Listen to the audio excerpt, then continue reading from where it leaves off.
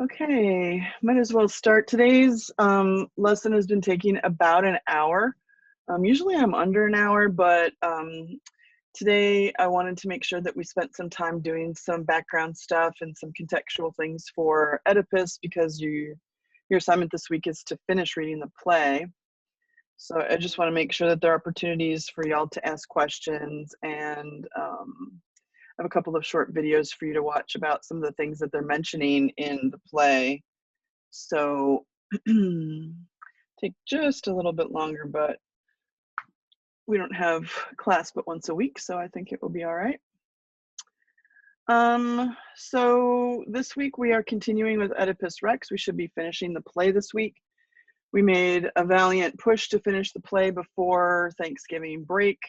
So this is the second half of the play that you need to read this week. We are developing our analytical reading skills and analyzing works of drama. Also, this week, I will be going over the research paper with you. It's not due until December 12th. It's just that so you don't have to work on it over Thanksgiving. I'm not assigning it for Thanksgiving. I just felt like I would put it, on your radar, and if there are people who know what they need to juggle over the few weeks when we get back from Thanksgiving break and they wanted to start on it, I wanted them to have it in case they did. So I'm going to talk about that today too. Updates. So we're on the new hybrid schedule. That one started yesterday. It's toward the end of the second day, so I don't imagine that there are very many people who have questions about the hybrid schedule, but are there any questions that I can answer?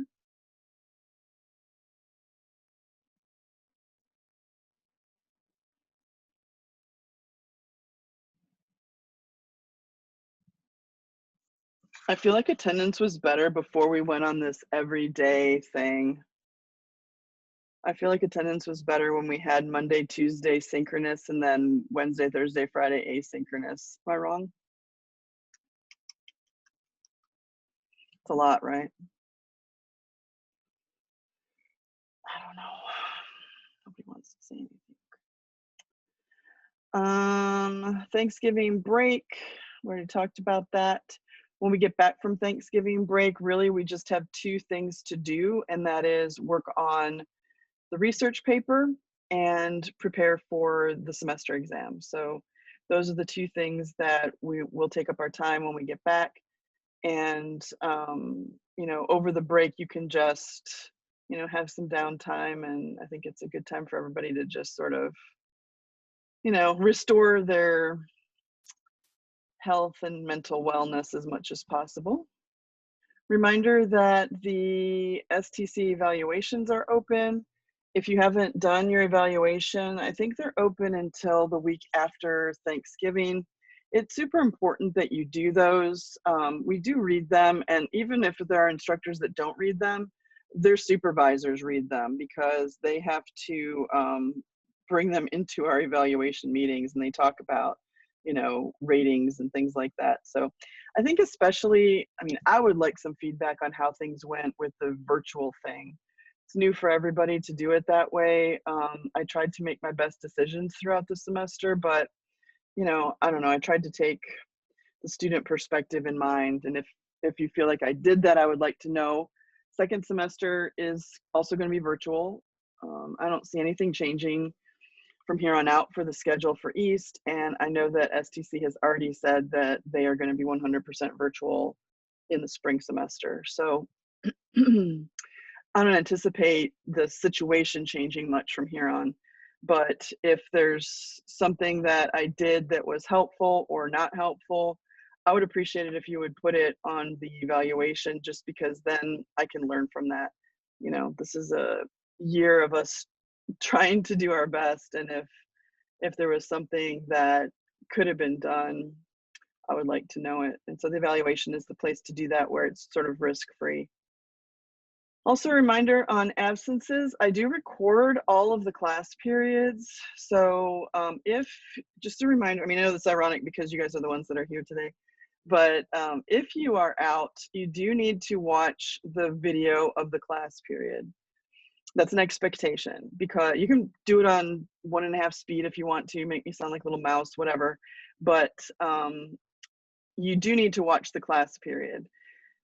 I'm not mad if you're not here. I figure people have things going on. You know, there's that whole asynchronous thing where if you do your formative by the end of the night, but you do need to go back and go into the playlist. This is an unlisted playlist. Nobody else has access to this but our class. But every class period is here. So what is starting to happen is people aren't coming to the Zoom calls, which, you know, I think it's your best bet for your education, but it's not the only thing that you can do. And I'm not mad about it or anything. But then they also don't watch the class recording. And so I get email questions, which I'm always glad to answer questions, but I get questions it's sort of obvious that you didn't watch the video. And that's just, you know, something that you should do to try to make sure that you're up to speed with the class. So sometimes that happens, and it's not a horrible thing. I don't mind answering questions, and I do it. But then in my mind, I'm thinking, okay, well, you know, maybe there's more information than just the answer to this question in that video that you might want to check out. So I think the people who will end up doing the best in these virtual classes will be the people who take advantage of those opportunities. So it's important to do that. There is a playlist right here. It's also on the start page over here, on the start here. So you can access that at any point in time, any time that you're out. Let me see. Let me go through this week's assignments, and then I'll come back and we'll have a little discussion about Oedipus Rex. I have like sort of a interactive slideshow for you today. And I do want to talk about the research paper, at least in a preliminary way, so that people who want to get started on it can. So the assignments for this week, I really kind of brought it down to just the basics. You just need to read the second half of Oedipus Rex. It's about a little less than 20 pages. The first part was a little bit longer because of where it broke off. So I have the PDF here. It's a new textbook. Also, the PDF, it's not the greatest quality PDF, but I just took the PDF from my textbook. The structure chart, remember that this is a tool for you. It is not an assignment. But I do think that if you have this, it will be beneficial for you for the exam. It'll be a really good study tool for you. You can download a copy of this. You can manipulate it, put in extra columns. I already divided it up according to the different sections that you will encounter in the play and where those pages are. So if you keep track of what's going on and who's doing what in the sections of the play, I think you'll have a really good tool for your study for the exam. But that's not, I'm not collecting that. I'll know if you know Oedipus Rex by your score on the exam, that part of the exam. So that's the way that works. I also created a study guide, which is really just a way for you to focus as you read. So you can use this a couple different ways. Again, this is not an assignment. This is just a tool to help you do your best when you're reading. I kind of came up with a focus or two for every section of the play. And what you can do is you can either look at this question before you read that segment and use that as a focusing tool, like looking for the answers as you read, like in the back of your mind. Or you can read the section and then ask yourself that question, right? So you could read the second testament and then say, what is the chorus's opinion of Oedipus? If you can answer that, then you know that you probably did a sufficient job of reading. If you can't answer that, then that's your signal that you have to go back and reread, because that was a crucial part of that section. It's not the only thing, but I tried to give like one focus per section. So this is a tool for, you know, your ability to read effectively. So hopefully those are useful to you. And they're here also because we're doing the second half of Oedipus this week. Also, make sure that you watch one of the performances for the second half. You can watch the other performance. Like if you watch the 1957 in the first half, you can watch the second half of the 2018 if you want to. But you do need to watch the production of a production of the play. Usually if we're in class, we act it out, we get out the togas, we do some you know, like blocking on the stage, and we set up the classroom and that sort of thing. But COVID, COVID's keeping us from doing that, so we can just watch other people perform. I do have another watch party set up for this Thursday. There are about 20 people that showed up to the watch party last Thursday for the first half. It's optional. There's no grade attached to it, but you would get your viewing out of the way. So, and plus, I stop a couple times and do some clarification and answer some questions and that sort of thing. So that's going to be going on again this Thursday for the second half. The times are listed here. You can come to any one of these if you don't have class, you know, or you can just come to our 12:31. But you know, bring some snacks. There's a different Zoom link just like last week, because I'm not recording it and I want all 3 classes to be able to go to whichever one they want to. So I'll just watch it 3 times. And that way you can ask questions if you want. I'll give some feedback here and there, and we'll watch the ending part of the play. I'm going to tell you right now, if you haven't read to the end, it is dramatic. It is drama, right? So just prepare yourself. I don't want to say prepare yourself, but you don't know what you're preparing yourself for, so that's kind of a dumb statement. But as much as the beginning part of the play is just people talking, that happens for a good chunk of the second half too, but then the outcome is a little bit shocking. So and then the research paper is coming up also. I'm going to talk about that toward the end of the class period, but I did put it on there just so that if you're working in your planner, your calendar, whatever, you can make sure that you get that date set up. So I thought that we would spend a little bit of time talking about Oedipus Rex, the first half, and setting you up in a solid way for your study of the second half of the play. So I want to talk about some of the contextual things that we have for the first half, and also some characterization and some other elements. So I know that it's hard to have discussions on here because people are shy or I don't know, whatever. So I tried to compromise with that. It's very weird to me because usually in my classes, it's almost all discussion and we're constantly talking about literature. And so this is like, you know, weird for me. But I'm trying my best to come up with ways that we can still communicate and everybody feels okay about it. So what I did was I created this interactive slideshow on Slides. I don't know where they get the names for these things, but if you, let me start it here.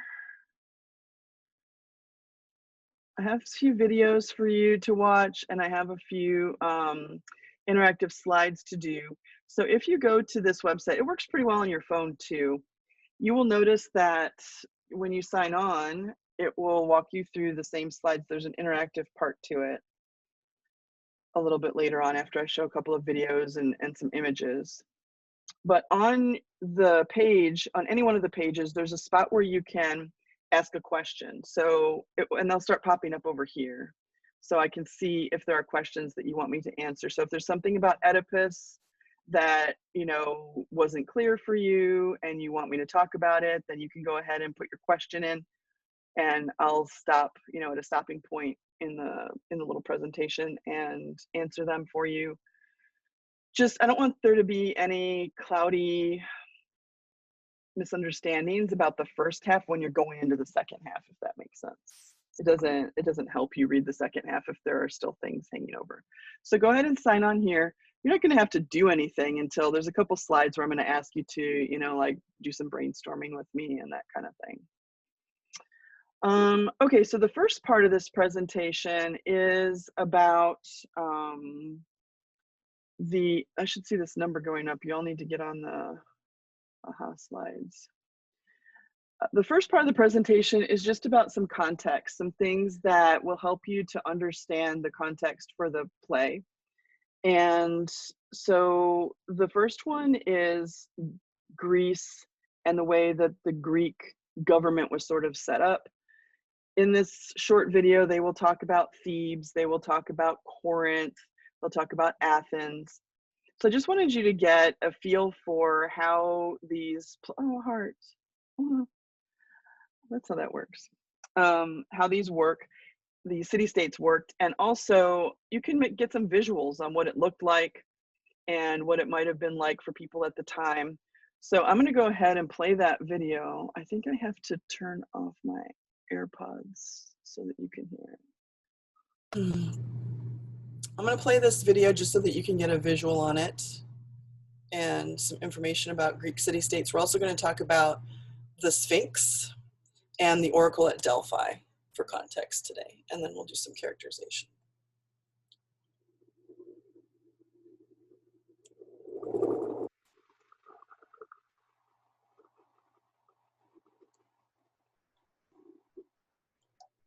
The ancient era is filled with stories from major empires and kingdoms, like the Egyptians, the Babylonians, the Persians, and the Hittites.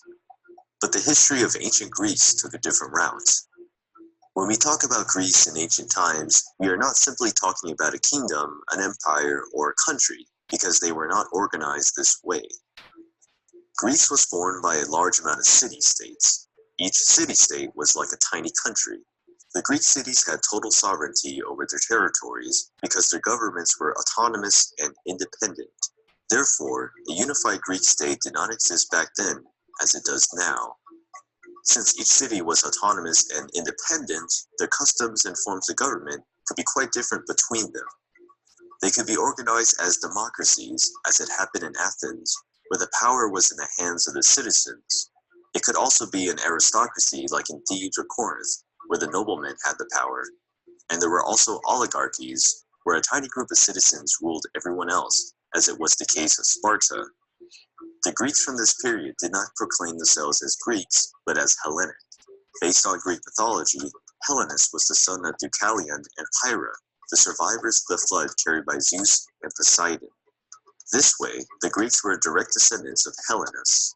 Therefore, religion had a major role in the establishment of a common identity between Greek city-states.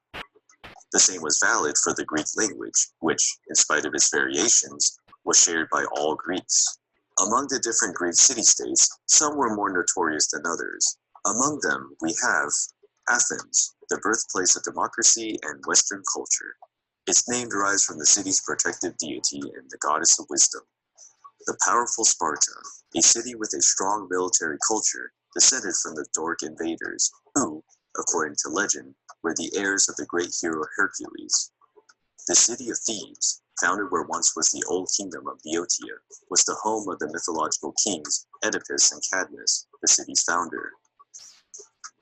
The city of Corinth, in turn, had a strategic location, separating the peninsula of the Peloponnese from the rest of Greece, and for that, the city was always involved in major clashes. We cannot forget the city of Olympia, home of the Olympic Games. This pan-Hellenic event was crucial to strengthen the cultural bonds between the different cities. The Greek model of city-states achieved major success. The cities were culturally and economically prosperous. However, their success brought a brand new problem: overpopulation. To fix the issue, the Greeks started to launch expeditions to colonize new lands. This movement became known as the Second Greek Diaspora, since the first happened after the Doric invasion. Thus, the Greeks scattered themselves throughout a major portion of the Mediterranean lands. Colonies were established in France, Spain, Africa, in the Italian peninsula, and in the East. The Greek city-states founded where today we see Turkey's coastline, like for instance Samos and Miletus, developed themselves quite rapidly, taking advantage of new forms of knowledge brought from the contacts established with new cultures due to trade activities. These cities became immensely wealthy, and so they were a target for the powerful Persian Empire. The clash between the Greek city-states and the world's largest empire appeared to be unavoidable.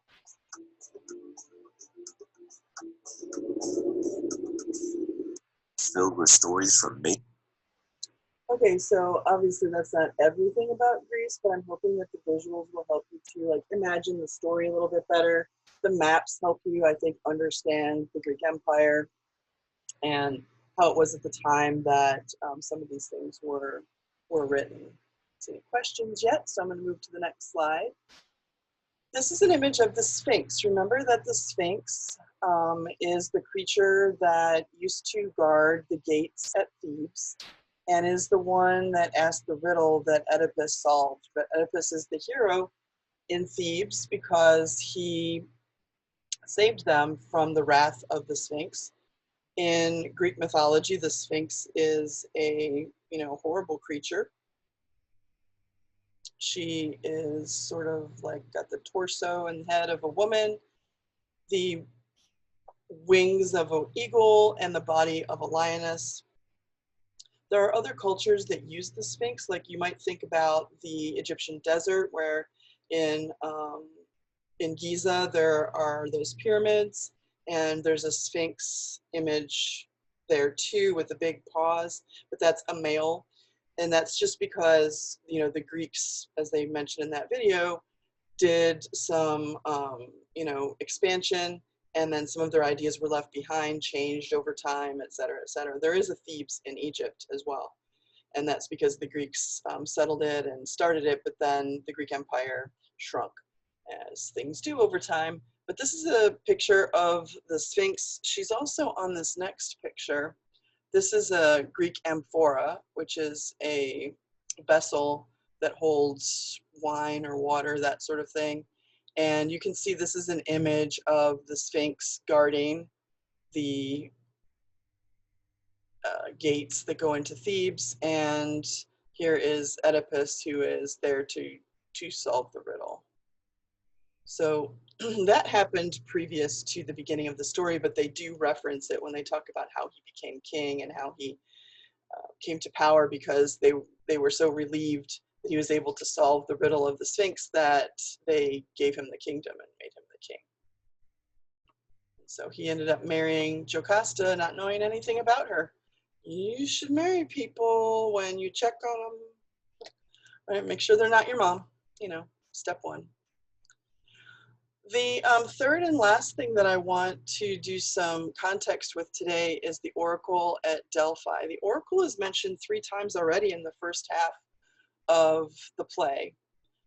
It comes up when Jocasta is talking about how she and Laius consulted the oracle before they had children, and the oracle at Delphi told them that they would have a son who grew up to kill his father and marry his mother. And that was such a horrifying prophecy that they set out to avoid that. Human beings think that they can control these things. And so they tried to do that by taking the child out to the wilderness and leaving it there, not knowing that somebody else would take it in, and all the events that are happening in the play now and being referenced would occur, so that the prophecy is still happened. Actually, it already happened in the play. It's not revealed until toward the end of the first section, and I don't think Oedipus has completely bought into it yet. The second place in the first half where they talk about the oracle at Delphi is when Oedipus says he was a younger man and he went to the oracle to find out what his future held. And that's when the oracle told him that he was going to kill his father and marry his mother. So he left immediately. Of course, they were his adopted family. He didn't know that. So he ran away directly to his fate. But the oracle is, that consultation place where people go to get prophecies. And it was a legitimate place for them to try to figure out what to do when they had issues and questions and things like that. The third time that the oracle is mentioned in the first half of the play is really in the action of the play. Those 2 things are in the flashbacks and reminders of past events. But at the beginning of Oedipus Rex, remember that Oedipus has sent Creon to the oracle because he wanted to find out what was causing all of the suffering of the people of Thebes. And so at the beginning of the play, Creon returns to say, well, it's going to continue until the murder of Laius justice is found for him. So the oracle is pretty important, not just in the society and to the beliefs of the people that are being portrayed in this play, but also in the events themselves. So I just felt like maybe a little bit of background about that oracle would be helpful for you. It's going to be a little out there. It's one of those ancient things that went away a long time ago, but I think it's kind of going to add some enrichment to your understanding of why the oracle was so important to these people. So I'm going to play that one for you. You can ask questions. You should be able to do that on the screen that's showing on this aha slides or aha slides.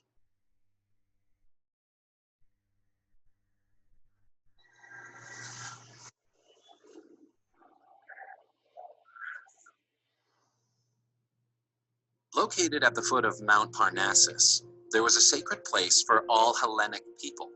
This place was known as the Oracle of Delphi. Its origin dates to the clash between Apollo and the serpent Python, which was sent by the goddess Hera to pursue Leto, who was a lover of Zeus and mother of Apollo and Artemis. After defeating the terrible viper, Apollo decreed that on that spot, a temple would be built in his honor, and indeed the edification was established. Apollo was also considered the god of prophecy, and due to his mythological origin, the sacred oracle of Delphi surpassed all others in terms of prestige and devotion. The oracle really existed, and was the main religious center for the ancient Greeks. Generals, kings, and noblemen consulted the oracle before making any important decision, whenever it was feasible to do so. No war, alliance, or colonizing expeditions happened without listening to what the oracle had to say beforehand. There was a subterranean chamber inside the Apollo's temple, in which only the Pythonesses, who were the temple's priestesses, could enter. According to the tradition, there they inhaled the gases emanating from the buried body of the Python serpent. These gases and Apollo's gift gave the Pythonesses the power of prophecy. Before asking the oracle anything, the visitor went through a process of purification. They had a sacred fountain to clean themselves, which contained the following inscription: "For the good pilgrim, a drop is enough. For the bad, not even an ocean could remove his stains." Then it was necessary to offer a sacrifice to the gods. A lamb or a bird would have been killed, and then a priest searched their bowels, trying to find divine signs. The question posed to the oracle was written on a clay board and delivered to the Pythoness. Inebriated by the gases, the priestess went into a trance and began to mumble cryptic words. These words were written by the priests. The answers delivered were usually enigmatic, mysterious, and often difficult to interpret. Nevertheless, the peoples of that time stated that the prophecies had a high degree of accuracy, and, when they were not confirmed in reality, they believed a misinterpretation had been the cause. The oracle's span of glory lasted many centuries, until its decline arrived. Nero, the Roman emperor, ordered his legions to loot the sacred temple. During the looting, more than 500 statues of bronze and marble were stolen, and then taken to Rome. And with the growth of Christianity, the oracle was permanently closed by the Emperor Theodosius in 385, considering it was a site where superstitions and pagan rituals germinated. But the temple was already in decline even before that. Julian, known as the last pagan emperor, sent an emissary to pose the oracle a question. The priests of the temple sent him the following reply: "Tell the emperor that the glorious temple fell into ruins. Apollo does not have a roof over his head anymore. The leaves of the laurels are silent. The sources and prophetic streams are dead." At the beginning of the 20th century, scholars did not find any signs pointing out to the presence of the famous prophetic gases, concluding that everything was simply a superstition. However, in the final periods of the 20th century, geological studies indicated that the temple is located on top of a geological fault, from which gases are emanating, perhaps with anesthetic and psychotropic effects. The glorious past of the Oracle of Delphi is recorded in works such as Oedipus Rex, in which the oracle prophesies that Oedipus is destined to kill his father and marry his mother. Due to its pivotal importance in the Greek world, the oracle was considered the navel of the world, and in its walls, the famous inscription and the biggest of all advice could be found: know yourself.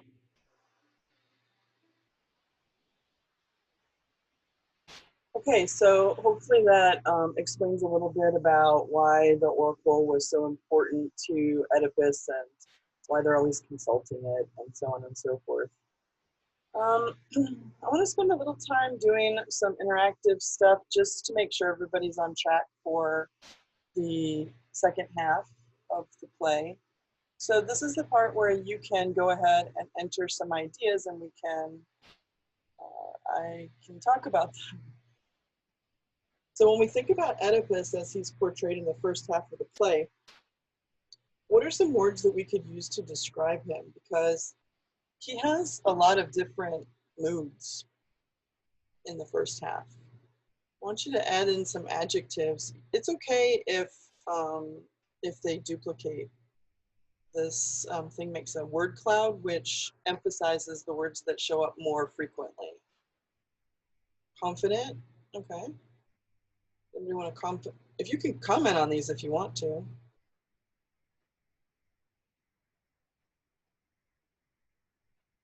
Intelligent, troubled. I think those are all good words. Keep them coming. Confident, he definitely has command over his position and his people. They look to him to figure out the problem that's going on with the masses. And so he does have confidence that demonstrates control. And he's been their king for quite a while. So he has this position that, you know, is helping them to keep their lives in order, and now they're not. And so he has to do something to bring it back under control. And that is going to be part of his big conflict in the play, right? Godlike. Okay. I'm guessing that you mean sort of like can't do anything wrong. Everybody looks to him for the perfect example of things. Oh, empathetic's a good word. Empathetic, maybe like with the fact that he cares for the people who are suffering. For sure, passionate. He sort of says, we have to figure out who killed Laius so that we can relieve the people of this town of this, you know, horrible plague, not realizing that he's the cause of it. So yeah, he is determined and empathetic in that situation. Oh, arrogant. Yeah, I guess he's arrogant in the sense that he doesn't want to admit that he could be at fault for the tragedy and the death of Laius. Instead, he blames the whole thing on Creon trying to discredit him, or the seer trying to, you know, deceive everybody. He doesn't take it on himself right away, so I guess there's an arrogance in that. Yeah. I think also maybe he has an arrogance just because of his position, because somebody who did something as great as relieving the entire city of their plague, you know, it'd be pretty hard to do much better than that. So he probably has a big head about that. In distress, for sure. Cocky. Yeah, for sure he's in distress, because I think toward the end of section 1 he's starting to realize that he doesn't have, he's stuck between two options and neither one is great for him. Yeah, like a rock in a hard place type thing. Good. Any others that you can think of? How is he with Jocasta? How would you characterize his behavior toward her? Is it something that's already up there, or is there another word that could describe that, I wonder?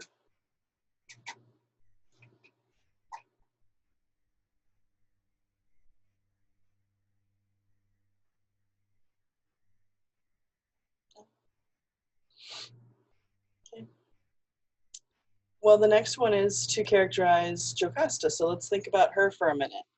What are some adjectives that we could use to describe her? She's necessarily older than him by, a good 18, 20 years at least, because she's his mother. So, yeah. But besides that, what are some words that we could use to describe her?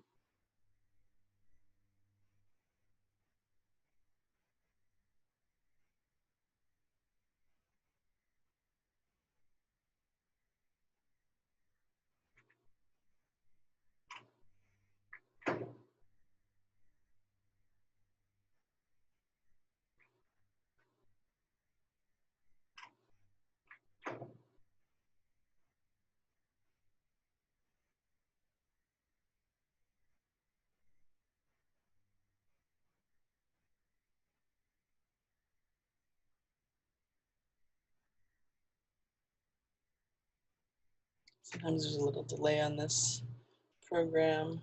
Oh, protective, yeah. I think she doesn't want Oedipus to pursue too far into the realm of prophecies. Like, she's trying to protect him from whatever might be the outcome of that. But it's the protection of a wife, because at the beginning of the play, she doesn't recognize really that Oedipus is her son. Intelligent, yeah, she makes arguments for why they don't need to worry about oracles, because she believes that the oracle's wrong sometimes, because she remembers when she had a little baby boy and that child was supposed to kill his father and marry his mother, and that didn't happen. So we got rid of him and we sent him out into the nature, and they bound his feet together and hung him up for wild animals. And so, the oracle's not always right. Loving and devoted. Yes, she does seem concerned about him. She seems concerned about the situation. Capable is a good word.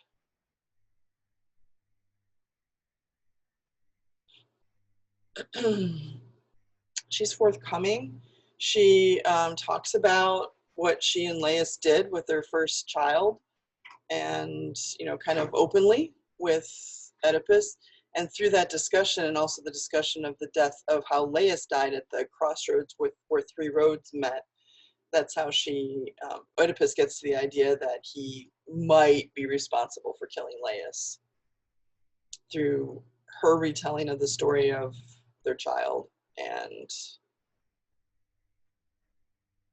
the news about how Laius was killed or where he was killed. I think she's also fearful. Maybe somebody can type that in. Fearful because she feels like there's some information that would be better for Oedipus if he didn't recognize and didn't know about. I don't think she knows what it is, but I think she is, cautious about delving into things like oracles and trying to get to the bottom of who killed Laius. I mean, it's been many, many years. So she's like, what's the use of it?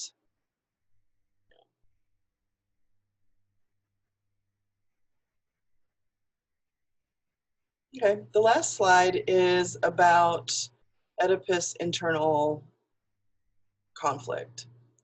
So when we leave him at the end of the first part, what is it that Oedipus is weighing? What is his internal conflict at that point in the play?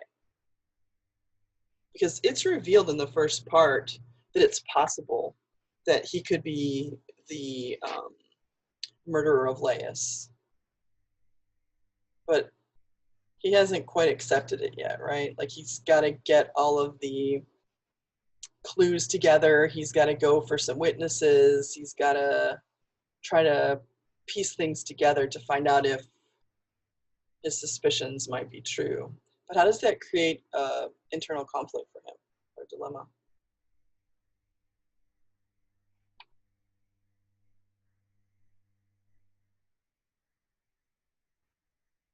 Ideas?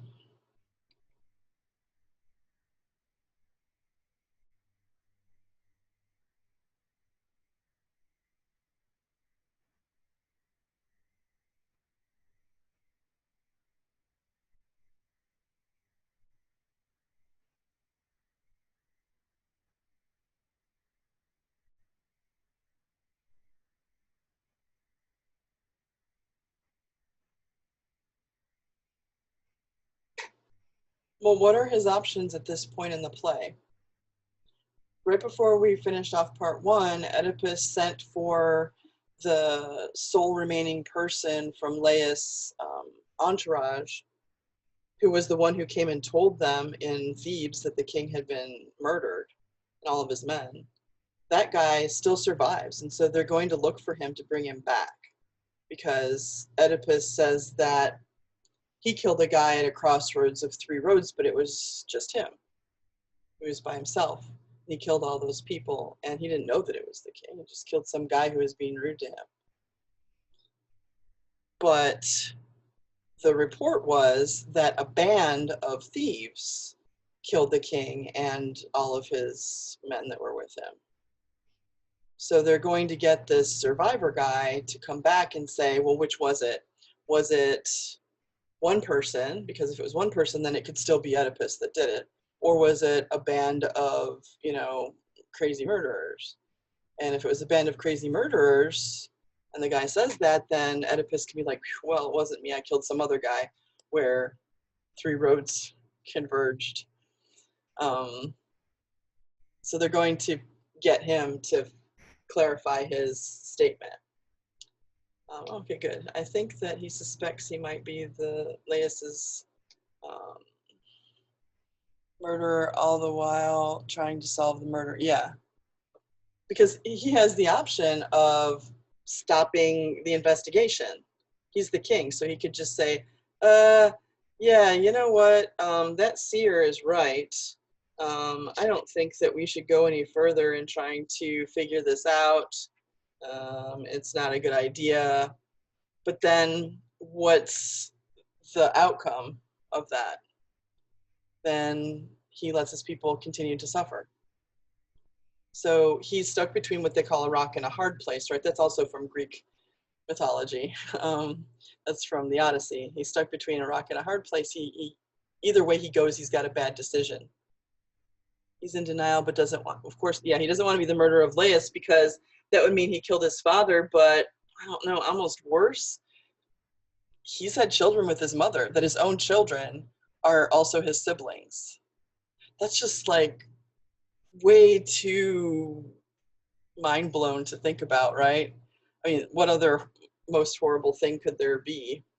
And they've been happy. I mean, like, Laius died, and here comes this guy who knows how to solve riddles and free the town of oppression. He's younger, and,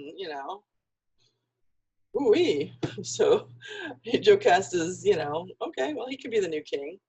And then they have children together and everything.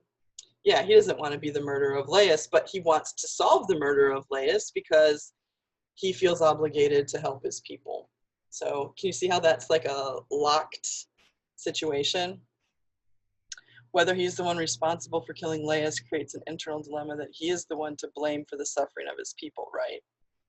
His actions created a moral dilemma. You can forgive him a little bit because he didn't know, right? Like there's an element of ignorance present. I mean, he didn't knowingly kill his father and, knowingly marry his mother. It was something that, just happened. But yeah, so he's got this dilemma. Do I call it off and not know the truth about myself, my true identity, who I thought I was all these years?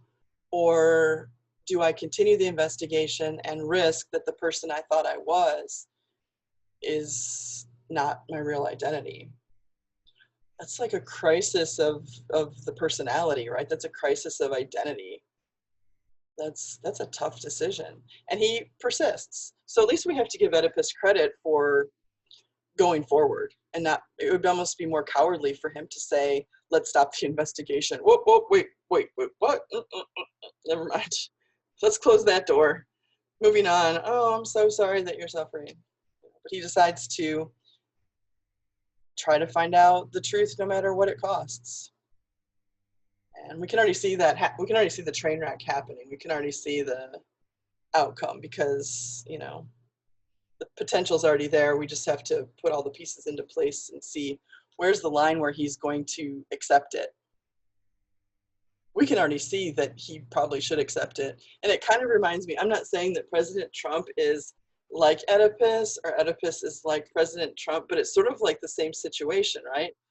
All this evidence is starting to mount about, you know, a truth. How long is it going to be before you accept that inevitable truth?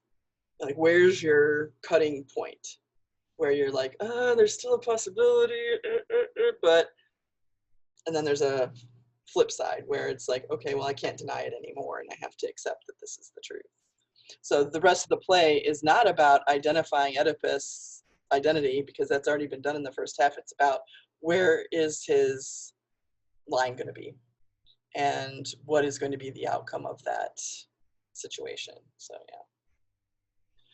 I don't see any questions that haven't popped up down here. It tells me down here if there's any questions along the way. So I'm hoping that this background stuff was helpful to you as you continue on to the next part of the play. And let me close this up.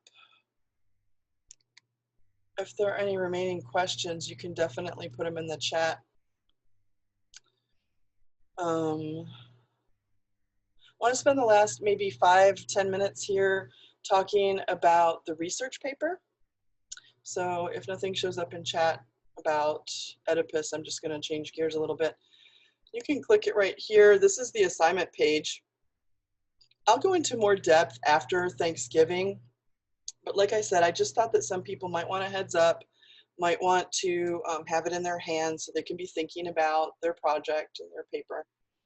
So let me just go through it a little bit, and some of the things we'll spend more time in detail later on. So the assignment is to write a 6 to 7 page research paper that, that looks at and reports on an important aspect of Oedipus Rex. You need to use at least 3 sources. That's STC departmental requirements. It used to be 8-page paper, but they reduced it to 6. I don't know why, 6 to 7 pages, and 3 sources. I want you to really pay attention to the part that I put in yellow. I did that for a reason. This research paper is a report. You can think about it like that. You do not have to come up with a theory. You should not be thinking, oh, what is my perception of Oedipus Rex? All you're going to do is report on what other people have had to say about Oedipus Rex. So you don't need to come up with a theory or any of that stuff. Just think of it like a report. I came up with 6 different topics. You can also, once I go through these topics, and if you're thinking about it as you're preparing to start on your paper, you could, if you wanted to propose another topic. Maybe once you're finished reading the play, something else might occur to you, but it needs to be about the same depth so that you end up with 6 to 7 pages. But the research questions that are available to you are here. How does Oedipus Rex demonstrate a specific literary theory? How does Oedipus Rex deal with universal issues of society? How does Oedipus Rex convey aspects of psychology? What historical aspects are important influences for understanding Oedipus Rex? How does Oedipus Rex deal with philosophical issues? And to what extent does the play rely on single literary trope? A trope is like a device. So any one of those you can choose, and what you should do is just go to scholarly journals. I'm going to assume that since you had 1301 and 1302 already, that you're aware that you can access JSTOR and other documents on the STC website. I did put some links down here in the resources section, right here. Look at the databases. You can use websites or journal articles that you find on the web, but they need to be documented in MLA, of course. And all you're going to do is say, okay, well, Oedipus Rex deals with the universal issues of society in multiple ways. This person says this person says that, this person says the other, conclusion. So that's what I mean by a report. So when you think of it like that, I think it makes it a slightly easier task, because you don't have to try to put all those 3 things together and make it mesh and, you know, like try to come up with your own concept that you have to present. You're just doing a report. So you can choose whichever one of these is interesting to you. You can also propose one, you know, email me if you have an idea. I talked mostly about this stuff already. here's a little suggested timeline for you to work on the project. Just like, you know, the order that I would probably suggest that you do things. I will give you feedback if you work on a draft by the 8th of December and you want me to look at it and give you some commentary. I'll be glad to do that, free of charge. I think I will also set up some conference times in case you want to Zoom. We'll talk about that after Thanksgiving. So this is like a suggested research, just like the first one. I'm only grading the final, so however it is. The only thing is that the due date is the 12th. I cannot take it after the 12th. My grades are due on the 14th, so these papers are due the very latest I could possibly conceive of looking at them. So they're due on a Saturday, midnight. I'm assuming some will come in early, so I'll grade them as they come in. And then I've got basically Sunday to grade, you know, 42 research papers. So there's not going to be a lot of feedback. Also, you're not revising them after you turn them in for finals. So there'll be some feedback, sort of a grade justification sort of thing, but they'll be graded in short order because then the grades are due. My other option was to make them due sooner and put the stress on you. So I'm trying to, I know you probably have other projects and it's going to be exam week and all that stuff. So I wish that the due date for my grades was a week later, because then I could delay that a little bit more, but I can't. Down here I put in the grading. This is the final draft of the paper. That's 40% at STC. So this paper plus the analytical paper together is 40% of your semester grade. For East, it's going to be a major assessment in the third 6 weeks. I think it will be the only major assessment in the third 6 weeks, so it will weigh heavily for that. The rubric is here. We'll talk about that after Thanksgiving. And here are some basic resources that you can use. When we get back, we'll be finished with the play pretty much. We might do some wrap-up things, but I'll gear my lessons more toward research writing, what's expected, how to do certain aspects of writing research, how to search for sources, how to find what you're looking for, that kind of thing. But are there any questions on the paper at this point?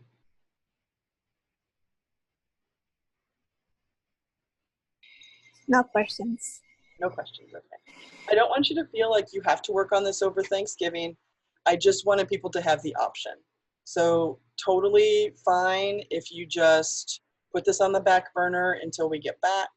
I'm not going to add any more reading assignments. When we get back, it's the paper and the exam, and that's it for those, 2-3 weeks. 2 weeks, right? So if there aren't any questions, then that's it for today. I think I got right in under an hour.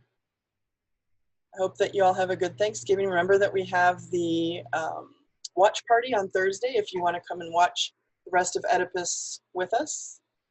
And if not, then you can watch it on your own. But I will see you next time we have class will be Tuesday, December 1st.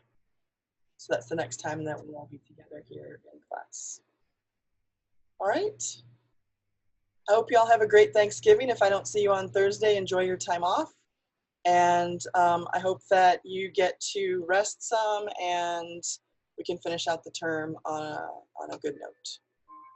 There's the bell. You're dismissed. Bye. Bye, Miss. Likewise, Miss. Bye. Bye, Miss.